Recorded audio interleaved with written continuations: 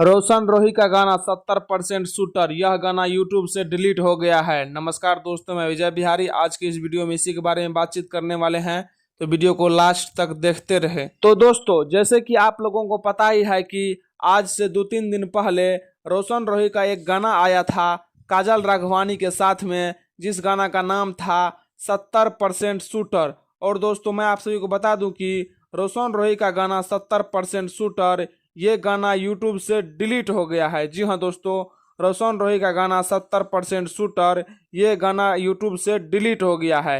Delete होने का कारण यह है कि ये गाना किसी हरियाणवी गाना से मैच कर रहा था, और उस गाना के चैनल वाले ने इस गाना पे स्ट्राइक मार के गाना को डिलीट करा दिया गया है, जो कि आप लोग स्क्रीन में देख सकते हैं कि ये गाना यूट्यूब पर उपलब्ध नहीं है अब। जैसे कि आप लोग देख सकते हैं कि रोशन रोही का गाना 70% शूटर, ये गाना रोशन रोही का अपना चैनल रोशन रोही इंटरटेनमेंट पर आया था, जो कि अभी ये गाना इस चैनल पर उपलब्ध नहीं है, जो कि आप लोग स्क्रीन में देख सकते हैं कि ये गाना इस चैनल पर उपलब्ध नहीं है, क्योंकि यह गाना यूट्यूब से डिलीट हो गया है।